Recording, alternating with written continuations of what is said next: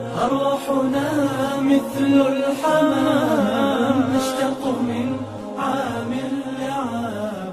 وتمضي الأيام مسرعة، بالأمس كنا فرحين بقدومك يا شهر الخير، وها نحن اليوم نودعك، لم يتبقى الكثير على رحيلك. بضع أيام وتنغلق أبواب العتق من النيران، بضع أيام ونعود كما كنا، بضع أيام وسيعود بعضنا لهجر القرآن، وستلهينا الدنيا بملذاتها. بضع أيام ويرحل هذا الضيف، ولكن السؤال: هل كان له تأثير علينا لبقية عمرنا، أم تأثيره محدود علينا وسيزول منذ رحيله؟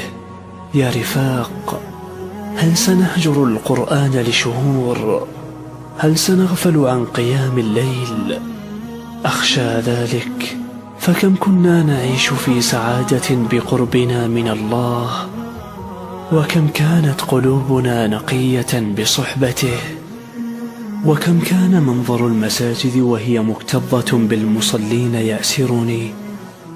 يا رفاق، دعونا نغير من حياتنا ونجعلها كرمضان بقربنا من الله، فلنكن يا رفاق ربانيين لا رمضانيين، ربانيين لا رمضانيين. بدل حياتك يا أخي، أقبل لربك باهتمام، جدد حياتك وارتقي إلى الأمام، إلى الأمام.